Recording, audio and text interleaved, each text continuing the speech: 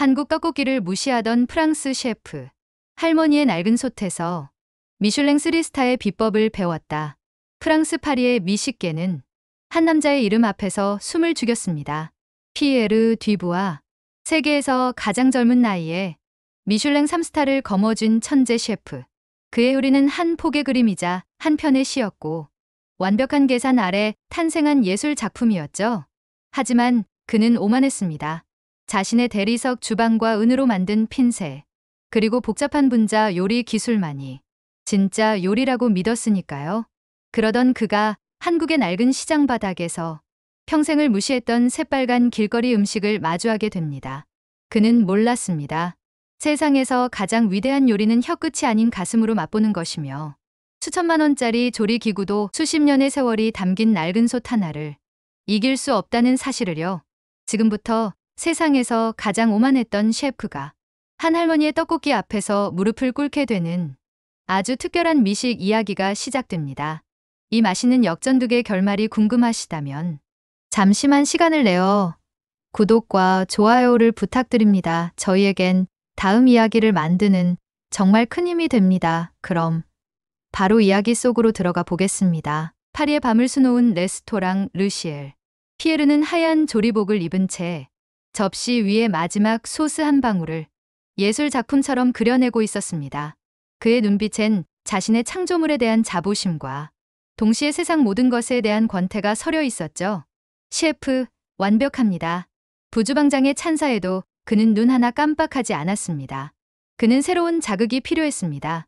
마침 유명 방송사에서 다큐멘터리 제안이 들어왔습니다. 세계의 원시적 미식 문화를 탐험하다. 피에르는 이 기획이 마음에 쏙 들었습니다. 자신의 세련된 요리와 대비되는 원시적인 날것의 음식을 보여줌으로써 자신의 천재성을 더욱 돋보이게 할 수 있을 테니까요. 그의 첫 번째 목적지는 대한민국 서울의 광장시장이었습니다. 며칠 후 피에르와 그의 촬영팀은 광장시장 입구에 서 있었습니다. 피에르는 미간을 찌푸렸죠. 파리의 깔끔한 거리와는 모든 것이 달랐습니다. 사방에서 터져나오는 고함 섞인 대화, 비릿한 생선 냄새와 구수한 빈대떡 기름 냄새의 기묘한 조화, 정돈되지 않은 채 활기만 넘치는 사람들의 물결. 그의 눈에 이곳은 요리가 아닌 사료를 파는 곳처럼 보였습니다. 세상에, 필립, 저게 음식이라고? 저렇게 비위생적인 환경에서 피에르는 자신의 프로듀서에게 보란듯이 말했습니다. 그의 카메라는 시장의 모든 것을 경멸적으로 담아내고 있었죠. 그러다 그의 발걸음이 한 곳에 멈췄습니다.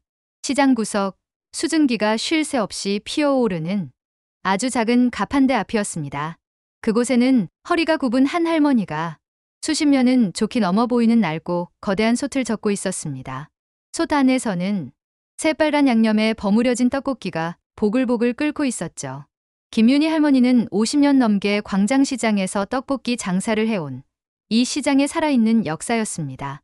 저런 끈적하고 맵기만 한 탄수화물 덩어리를 대체 무슨 맛으로 먹는 거지? 피에르의 조롱 섞인 목소리를 옆에 있던 한국인 코디네이터가 무심코 할머니께 전해버리고 말았습니다. 시장의 소음 속에서도 그 말은 이상하게 또렷하게 들렸죠. 하지만 윤희 할머니는 아무런 표정 변화 없이 그저 묵묵히 떡볶이 솥을 저을 뿐이었습니다. 그 무심함이 오히려 피에르의 자존심을 건드렸습니다. 좋아. 필립, 재밌는 그림이 나오겠는데? 카메라 돌려봐.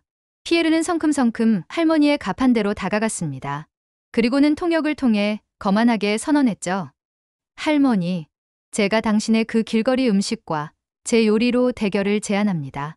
주제는 그래, 서울의 마주로 하죠.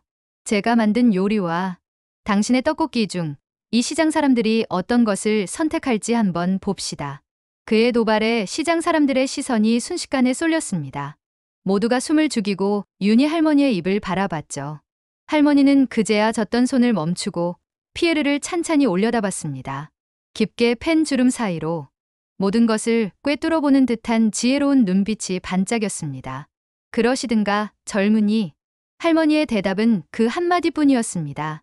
다음 날 광장시장 한복판에 진풍경이 펼쳐졌습니다.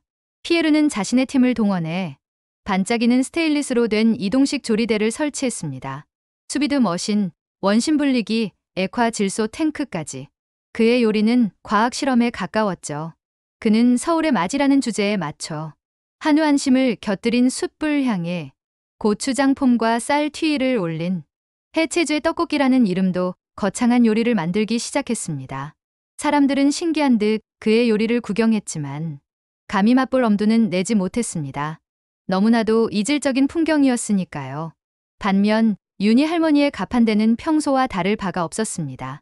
할머니는 그저 묵묵히 쌀떡을 떼어내고 어묵을 꼬치에 꿰고 거대한 솥에 고추장과 설탕, 그리고 누구도 알 수 없는 그녀만의 비법 양념을 풀 뿐이었죠. 그런데 이상한 일이 벌어졌습니다. 옆집 빈대떡 아주머니가 할매, 육수 더 필요하면 말여 하고 외치자 뒷집 족발집 사장님이 오늘 들어온 대파 좋은데 좀 쓰셔 하며 대파 한 단을 툭 던져주고 갔습니다. 할머니의 요리는 혼자 하는 것이 아니었습니다. 시장 전체가 수십 년간 켜켜이 쌓아온 정이라는 이름의 양념을 더하고 있었던 겁니다. 마침내 시식의 시간이 되었습니다. 피에르는 자신의 요리를 작은 백자 그릇에 예술처럼 담아냈습니다. 사람들은 조심스럽게 한 입씩 맛보았죠. 신기한 맛이네요. 이게 떡볶이라고요? 잘 모르겠는데. 반응은 예에 바르고 정중했지만 그 누구의 얼굴에서도 진정한 감탄은 찾아볼 수 없었습니다. 피에르의 얼굴이 미세하게 굳어졌죠. 그때 윤희 할머니가 투박한 플라스틱 그릇에 떡볶이를 푹 퍼담아 내놓기 시작했습니다. 그러자 마법 같은 일이 벌어졌습니다. 어디서 왔는지 수많은 사람들이 순식간에 길게 줄을 서기 시작한 겁니다. 사람들은 떡볶이를 받아들고 그 자리에 서서 호흡 불어가며 먹기 시작했습니다. 바로 이 맛이야. 할머니, 역시 최고예요. 그들의 얼굴에는 꾸밈없는 행복과 만족감이 가득했습니다. 피에르는 멍하니 그 광경을 바라보았습니다. 세상 최고의 재료와 최첨단 기술로 만든 자신의 요리가 그저 고추장에 버무린 쌀떡, 덩어리 앞에서 완벽하게 패배하고 있었습니다. 그때 한 젊은 상인이 피에르에게 떡볶이 한 컵을 불쑥 내밀었습니다. 선생님도 한번 맛보쇼. 이게 진짜 서울의 맛이님께. 피에르는 마지못해 떡볶이 하나를 입에 넣었습니다. 그리고 그의 세상이 무너졌습니다. 처음에는 혀를 찌르는 듯한 매운맛, 하지만 곧이어 그 매운맛을 부드럽게 감싸는 깊고 진한 단맛이 느껴졌습니다. 며칠을 우려낸 사골 육수보다 더 깊은 감칠맛, 그리고 쫀득쫀득하게 씹히는 쌀떡의 식감까지. 이것은 단순한 맛의 조합이 아니었습니다. 어린 시절 엄마가 끓여주던 수프의 따스함, 친구들과 골목길에서 나눠 먹던 과자의 즐거움, 그의 잊고 있던 모든 행복한 기억을 불러일으키는 맛을 넘어선 위로였습니다. 그는 깨달았습니다. 자신의 요리에는 모든 것이 있었지만 단 하나, 이야기가 없었습니다. 사람의 마음을 움직이는 온기가 없었습니다. 그는 비평가들을 위한 요리를 했지 사람을 위한 요리를 하지 않았던 겁니다.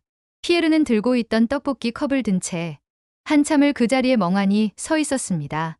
그의 눈가에는 자신도 모르는 뜨거운 눈물이 맺혀 있었습니다.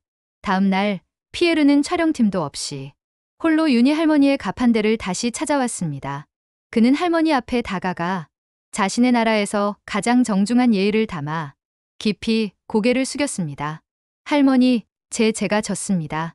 부디 저에게 가르침을 주십시오. 할머니는 말없이 그를 바라보다 옆에 있던 작은 의자를 툭툭 쳤습니다. 앉으라는 뜻이었죠. 할머니는 그에게 레시피를 알려주지 않았습니다. 대신 앞치마 하나를 던져주며 말했죠. 가르침은 무슨 저기 가서 파나 다듬어. 그날부터 피에르는 할머니의 제자가 되었습니다.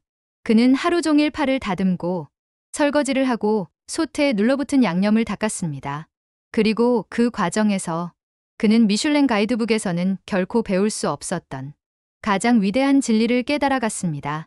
진정한 맛은 가장 좋은 재료가 아닌 나누는 마음에서 나온다는 것.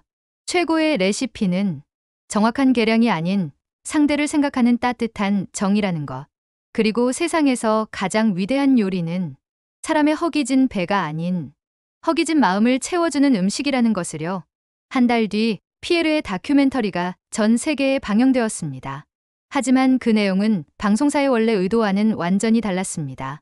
그것은 원시적인 음식을 조롱하는 프로그램이 아닌 한국의 정문화와 이름 없는 길거리의 장인에게 바치는 존경과 헌사였습니다.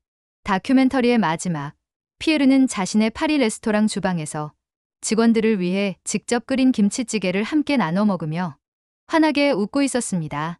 미슐랭의 별은 그의 어깨에서 잠시 내려졌지만 그의 눈은 그 어느 때보다 총명하게 빛나고 있었습니다. 그는 마침내 잃어버렸던 요리의 영혼을 되찾은 것입니다. 가끔 사람들은 묻습니다. 세상에서 가장 맛있는 음식은 무엇이냐고. 아마도 그 대답은 파리의 최고급 레스토랑이 아닌 우리네 시장 한 구석, 할머니의 낡은 솥 안에서 보글보글 끓고 있는지도 모르겠습니다. 오늘 이야기 어떠셨나요? 여러분의 마음을 따뜻하게 덮여드렸다면 댓글로 여러분의 생각을 나눠주세요. 지금까지 사연 이야기였습니다. 감사합니다.